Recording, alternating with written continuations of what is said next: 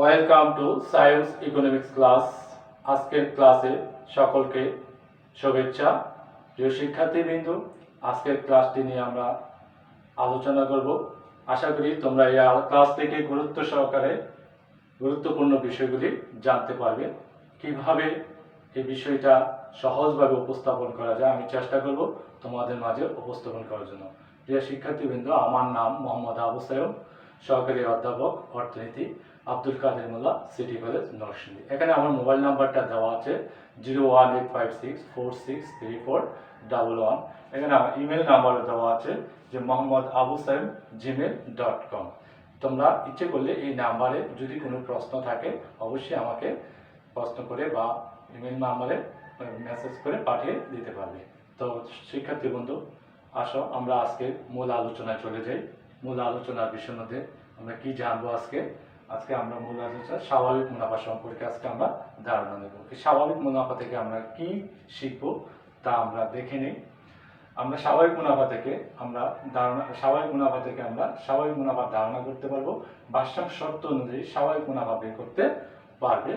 এই হলো আমাদের আজকের শিখন ফল। এই শিখন ফল থেকে আমরা কিভাবে স্বাভাবিক মুনাফা নির্ণয় করব। তো এখানে শিক্ষার্থীবৃন্দ দেওয়া আছে ভারসাম্য শর্ত।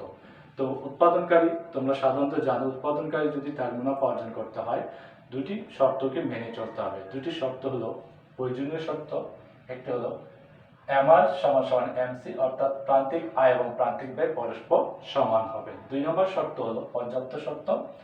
MC রেখার ডাল MR রেখার ডাল গ্রেটার দেন MR রেখার ডাল, অর্থাৎ MC রেখা MR রেখাকে নিচ থেকে সেট করে উপরে উঠবে।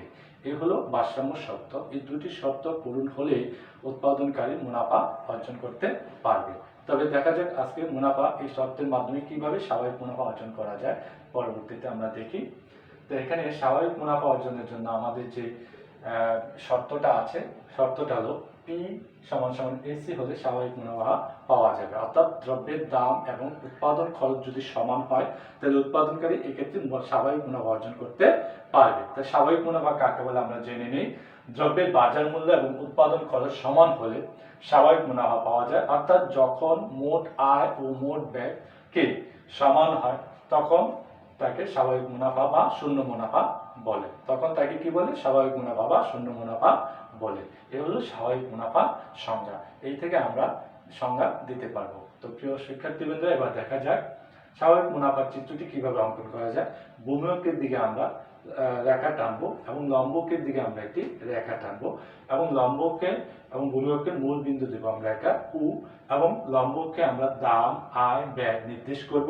ভূমিয়কে আমরা উৎপাদনের পরিমাণ বা বিক্রয় পরিমাণ নির্দেশ করব। এই হলো আমাদের নির্দেশনা। এবং ভূমি অক্ষের দিকে আমরা দাম রেখা আঁকবো। দাম রেখাটা অর্থাৎ MR সমান সমান AR সমান সমান দাম। এই হলো MR রেখাটা, অর্থাৎ পণ্য প্রতিযোগিতামূলক বাজারের ক্ষেত্রে সাধারণত আমরা জানি এই দাম রেখাটা ভূমি অক্ষের দিকে কি থাকে? সমান্তরাল থাকে। প্রিয় শিক্ষার্থীবৃন্দ, আবার খেয়াল করো, পণ্য প্রতিযোগিতামূলক বাজারে MR সমান সমান AR সমান সমান দাম, অর্থাৎ এই রেখাটা ভূমি অক্ষের দিকে কি থাকে? সমান্তরাল থাকে। এখানে আমরা একটা উৎপাদন রেখাও দিলাম। উৎপাদনের পরিমাণ ধরা হয়েছে 20 এবং দ্রব্যের দাম ধরা হয়েছে 15 টাকা। তো সাধারণত যেহেতু স্বাভাবিক মুনাফা এখানে আমরা ব্যাখ্যা করতে যাচ্ছি, সেই স্বাভাবিক মুনাফার ক্ষেত্রে দেখা যায় যে দাম এবং কি উৎপাদন খরচ দুটি কি সমান থাকবে। উৎপাদন কি থাকবে? সমান থাকবে। এবং বিক্রয়ের পরিমাণ আমরা এখানে স্থির ধরে নেব। বিক্রয়ের পরিমাণ আমরা কি ধরে নেব? স্থির ধরে নেব। এবং উৎপাদনের পরিমাণ আমরা এখানে স্থির ধরে নেব। এই হলো আমাদের এই থেকে আমরা স্বাভাবিক মুনাফা অর্জন। এখন উৎপাদনের পরিমাণ যে রেখাটা তৈরি হয়েছে লম্ব দিকে যে বিন্দু থেকে স্পর্শ করলো সেই বিন্দু দিয়ে আমরা একটি রেখা তৈরি করব, AC রেখা। অর্থাৎ AC রেখাটা এমন ভাবে অঙ্কন করব যে AC রেখাটা উৎপাদন বিন্দুর সর্বনিম্ন স্তর হিসেবে দেখানো হবে। অর্থাৎ AC রেখাটা সর্বনিম্ন স্তরে থাকবে উৎপাদন রেখাটা। তাই এই রেখার ভিত্তি দিয়ে আবার MC রেখাটা আমরা আঁকবো। AC রেখার সর্বনিম্ন স্তর দিয়ে উপরে যাবে। এই হলো আমরা চিত্রটি অঙ্কন করব এইভাবে। তো চিত্রটি এইভাবে অঙ্কন করলে এখানে একটি ভারসাম্য বিন্দু তৈরি হবে। ভারসাম্য বিন্দুটার মধ্যে কি দেখা যায়? AC রেখার সর্বনিম্ন স্তর দিয়ে MC রেখাটা চলে গেছে। দেখা এখন শিক্ষার্থীরা যে এসি রেখাটা সর্বনিম্ন স্তর দিয়ে কি রেখা গেছে, এমসি রেখা গেছে। এই দুটি রেখা যখন একটি নির্দিষ্ট বিন্দুতে স্পর্শ, সেক্ষেত্রে কি ভারসাম্য তৈরি হবে। তো এখানে আমরা জানি উৎপাদনের ভারসাম্য শর্ত দুটি, একটি হলো এমআর ইকুয়াল টু এমসি। তো এমআর ইকুয়াল টু এমসি কোন বিন্দুতে স্পর্শক দেখা যাক, যে এমসি রেখা ই বিন্দুতে, এমআর রেখা ই বিন্দুতে, এইখানে এমআর রেখা এবং এমসি রেখা ই বিন্দুতে সমান দেখা যায়। এখানে ভারসাম্যের প্রথম শর্তটা পূরণ হয়েছে, আমরা খেয়াল করতে পেরেছি। তাই ভারসাম্যের প্রথম শর্ত। আবার দ্বিতীয় শর্তটা কিভাবে পূরণ হলো দেখবো, যে আমরা জানি যে MC greater than MR, MC greater than MR. তাহলে এখানে ই বিন্দুর পরে এমসি রেখাটা উপরে চলে গেছে এবং এমআর রেখাটা নিচে চলে গেছে।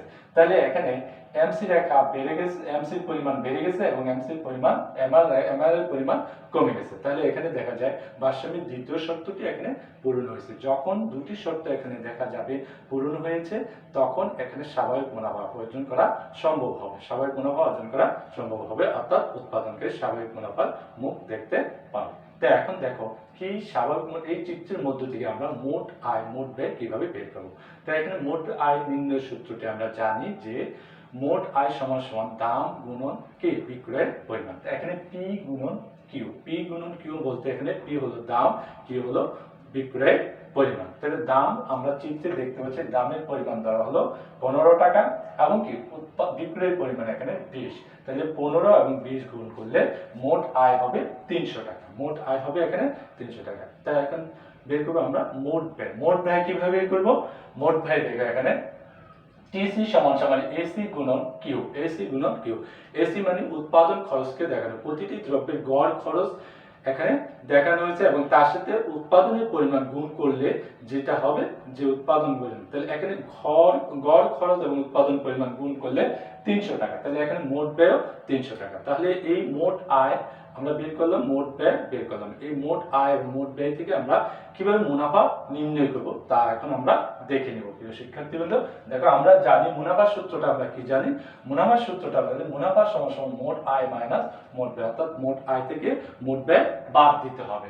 তাই এখানে 300 মোট আয়ও 300, মোট ব্যয় 300। তাহলে এখানে দুটি বিয়োগ করলে কি হবে, 0। তাহলে এখানে দেখা যাচ্ছে মোট আয় মোট ব্যয় সমান, তো মুনাফা এখানে 0, অর্থাৎ 0 হওয়ার ফলে এটাকে আমরা স্বাভাবিক মুনাফা বলতে পারি। এটাকে আমরা কি বলতে পারি, স্বাভাবিক মুনাফা বলতে। প্রিয় শিক্ষার্থীবৃন্দ, আমরা আশা করি এইভাবে চিত্রটি অঙ্কন করলে এবং চিত্রটা থেকে আমরা মোট আয় প্রথম বের করব, পরে মোট ব্যয় বের করব, পরে কি করব আমরা মুনাফা নির্ণয় করব। এই মুনাফা নির্ণয়ের মাধ্যমে উৎপাদনকারীর যে মুনাফা সেটা আমরা বুঝতে পারবো, এটা কি স্বাভাবিক মুনাফা না ক্ষতির মুনাফা না অস্বাভাবিক মুনাফা। তো প্রিয় শিক্ষার্থীবৃন্দ, এগুলো আলোচনা, এই আলোচনা থেকে পরীক্ষার খাতায় অর্থাৎ কিভাবে তোমরা লিখবে তা আমি একটি পেজের মাধ্যমে এখন দেখিয়ে দিব। এই পেজটা যদি তোমরা সুন্দরভাবে খেয়াল করো এবং পড়ো, তাহলে পরীক্ষায় তোমরা খুব চমৎকারভাবে লিখবে। আমি এতক্ষণ যা বলেছি তাই এই পেজের মধ্যে সুন্দরভাবে উল্লেখ করা আছে। যেমন দেখা এখানে চিত্রের ব্যাখ্যা, চিত্রটা তো তোমরা দেখেছো আগে। চিত্রের ব্যাখ্যা আমরা এখানে কি দিয়েছি, চিত্রের ব্যাখ্যা, চিত্রের ই বিন্দুতে ভারসাম্য, ই বিন্দুতে কি ভারসাম্য। তো প্রয়োজনীয় শর্ত কোন জায়গায়, ই বিন্দুতে এমআর ইকুয়াল টু এমসি, ই বিন্দুতে কি এমআর ইকুয়াল টু এমসি। পর্যাপ্ত শর্ত কি, এমআর রেখা উপরে, এমসি রেখা উপরে চলে গেছে, এমআর রেখা নিচে চলে গেছে। তাহলে পর্যাপ্ত শর্ত এমসি রেখার ডাল এবং এমআর রেখার ডাল দুটি এখানে পালিত হয়েছে। চিত্রের ই বিন্দু অনুসারে দেখা যায় যে চিত্রের ই বিন্দু অনুসারে ভারসাম্যের উৎপাদনের পরিমাণ ও কিউ, উৎপাদনের পরিমাণ এখানে ধরা হয়েছে ও কিউ অর্থাৎ 20 এবং উৎপাদন দাম ধরা হয়েছে কত, দ্রব্যের দাম ধরা হয়েছে ওপি অর্থাৎ 15 টাকা, অর্থাৎ 15 টাকা। এটা এখানে দেখা যাচ্ছে অতিরিক্ত শর্ত আমরা জানি যে পি সমান সমান এসি, অর্থাৎ পি 15 টাকা, এসিও 15 টাকা। তাহলে অতিরিক্ত শর্ত এখানে পি সমান সমান এসি পালিত হয়, অর্থাৎ উৎপাদনকারী এক্ষেত্রে উৎপাদন পরিচালনা করবে অবশ্যই। তো এই ক্ষেত্রে দেখা যায় উৎপাদন স্তরে ও কিউ উৎপাদন স্তরে, এবার দেখো ও কিউ উৎপাদন স্তরে হ্যাঁ মোট আয় কি হবে, ও কিউ উৎপাদন স্তরে মোট আয়টা হবে, এখানে দেখো যে আমরা মোট আয় সূত্রটা তো জানি, মোট আয় সূত্রটা হলো ও কিউ উৎপাদনের পরিমাণ এবং দাম হলো ওপি। জ্যামিতিক ভাবে আমরা এখন ব্যাখ্যা করব ও কিউ UP গুণ করলে মোট আয় হবে, তাহলে UPEQ মোট আয় কত দাঁড়ালো জ্যামিতিক ভাবে UPEQ, দুটা গুণ করলে UPEQ পাওয়া যাবে। এখন আমরা মোট ব্যয় বের করবো জ্যামিতিক পদ্ধতিতে। তো উৎপাদনটা আমরা সূত্রটাও তো জানি যে এসি গুণন উৎপাদনের পরিমাণ, তাহলে এসির পরিমাণ হলো UP এবং উৎপাদনের পরিমাণ হলো UQ। UP এবং UQ গুণ করলে এটাও পাওয়া যায় UPEQ। এখানে মোট ব্যয় পাওয়া গিয়েছে UPEQ এই জ্যামিতিক ভাবে। তো দেখা যায় যে দুটি বিষয়কে যখন আমরা দুইটি আয়তক্ষেত্রকে যখন আমরা প্লাস মাইনাস করব, তো প্লাস মাইনাস করলে রেজাল্ট আসবে শূন্য। রেজাল্ট কি হবে? শূন্য। তো এখানে দেখা যায় জ্যামিতিক ভাবে স্বাভাবিক মুনাফা আমরা পেয়ে গেছি কত? শূন্য। স্বাভাবিক মুনাফা দুটি আয়তক্ষেত্রই প্রায় সমান। মোট আয়ের ক্ষেত্রে আয়তক্ষেত্রটাও যা এবং মোট ব্যয়ের আয়তক্ষেত্রটিও তাই। দুটি যেহেতু একই, সুতরাং রেজাল্ট কি হবে? শূন্য হবে। এটাকে বলা হয় স্বাভাবিক মুনাফা। প্রিয় শিক্ষার্থীবৃন্দ, এবার আসলে সংখ্যাগতভাবে কিভাবে যদি থাকে পরীক্ষায়, আমরা সংখ্যাগতভাবে কিভাবে পরীক্ষায় আনসার করব। তো এখানে দেওয়া আছে পাই সমান সমান টিআর মাইনাস টিসি। পাই হলো মুনাফা, পাই এখানে কি? মুনাফা। টি আর টিআর মানে মোট আয় আর টিসি হলো মোট ব্যয়। তাই এখানে সংখ্যায় তো উল্লেখ করা আছে, দেখো যে দাম দেওয়া আছে 15 টাকা, বিক্রয়ের পরিমাণ 20, তাহলে দুটা গুণ করলে 300, গুণ করলে কি 300 টাকা। মোট ব্যয় তাই দেখা যাচ্ছে যে খরচ ধরা হয়েছে 15 টাকা এবং কি উৎপাদনের পরিমাণ ধরা হয়েছে 20, অর্থাৎ গুণ করলে 300। অর্থাৎ এখানে সংখ্যাগতভাবে মোট আয় এবং মোট ব্যয় সমান। সো আমরা বুঝতে পারছি যে মোট আয় এবং মোট ব্যয় সমান থাকলে রেজাল্ট হবে শূন্য। তাহলে সংখ্যাগতভাবে আমরা মোট আয় মোট ব্যয় এবং স্বাভাবিক মুনাফা নির্ণয় করতে পারবো। জ্যামিতিকভাবে আমরা ইচ্ছে করলে মোট আয় মোট ব্যয় স্বাভাবিক মুনাফা নির্ণয় করতে পারবো। প্রিয় শিক্ষার্থীবৃন্দ, আশা করি যে এইভাবে যদি তুমি পরীক্ষার খাতায় কি বিষয়টা উপস্থাপন করো বা লিখো, তাহলে আমার মনে হয় যে এই চিত্র ব্যাপারে কোনো ধরনের তোমার কোনো সমস্যা থাকবে না। তো প্রিয় শিক্ষার্থীবৃন্দ, আজকে এই পর্যন্তই দেখো। তো এই পার্ট থেকে আমরা অনুধাবনমূলক প্রশ্ন তোমাদের বাড়ির কাজ হিসেবে দুটি দিলাম। দেখেন, দেখো পূর্ণ প্রতিবিম্ব বাজারে AR, MR ও MC রেখা ভূমি অক্ষের থেকে সমান্তরাল হয় কেন? তোমরা শিক্ষার্থী বন্ধুরা বাসায় এটা পড়ে নিবে। এবং আরেকটি প্রশ্ন দেওয়া হলো পূর্ণ প্রতিযোগিতায় একটি ফার্মকে কেন দাম গ্রহীতা বলা হয়? এটাও দুটি প্রশ্ন অনুধাবনমূলক প্রশ্ন হিসেবে আসবে। দুটি প্রশ্ন কি অনুধাবনমূলক প্রশ্ন হিসেবে আসবে। প্রিয় শিক্ষার্থীবৃন্দ, বাড়ির কাজ হিসেবে একটা সৃজনশীল উদ্দীপক দিয়ে দিলাম। এই উদ্দীপকটা তোমরা প্রয়োজন বাসায় কি করবে? নিজেরা প্র্যাকটিস করবে।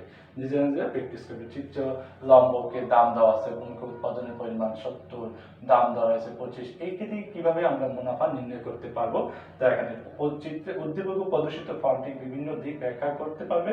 মানে অর্থাৎ বিভিন্ন দিক বলতে লম্ব অক্ষে কি, ভূমি অক্ষে কি, এটা কি, এসি কি, এমসি কি, এমআর, এই জিনিসগুলি কি বোঝানো, এই বিষয়গুলি তোমরা ব্যাখ্যা করবে। এটার জন্য 3 নাম্বার। এটার জন্য কত নাম্বার? 3 নাম্বার। আর 4 নাম্বার প্রশ্নের জন্য এসি রেখা এই বিন্দুতে এআর ও এমআর রেখাকে স্পর্শ করলে ফার্মের মুনাফার ক্ষেত্রে কি ধরনের পরিবর্তন হবে? কোনো পরিবর্তন হবে না। তাহলে পরিবর্তন না হলে কোন ধরনের মুনাফা অর্জিত হবে সেই বিষয়টা তোমরা এখানে প্রশ্নের উল্লেখ করবে, উত্তর করবে। এইভাবেই তোমরা উদ্দীপক থেকে এই কাজটা করতে পারবে এবং উত্তর করতে পারবে। বাড়িতে তোমরা বসে বসে প্র্যাকটিস করবে। আশা করি তোমরা আজকের এই ক্লাস থেকে বিষয়টা ভালো করে বুঝবে। তাই আজকে এই পর্যন্তই। আগামী ক্লাসে আমন্ত্রণ হলো। প্রিয় শিক্ষার্থীবৃন্দ, যদি ভিডিওটা কোনো ভালো লাগে তাহলে অবশ্যই আমাকে কমেন্টস করে আমার ইউটিউব চ্যানেলে তোমরা অবশ্যই জানিয়ে দিবে। যদি কোনো কারণে ত্রুটি থাকে সেক্ষেত্রে তোমরা আমাকে পরামর্শ দেবে। আশা করি সামনের যে কোনো ক্লাসে তোমাদের জন্য ভালো কিছু নিয়ে আসতে পারবো তোমাদের পরামর্শের কারণে। তো ধন্যবাদ সকলকে, ভালো থাকো। আল্লাহ হাফেজ।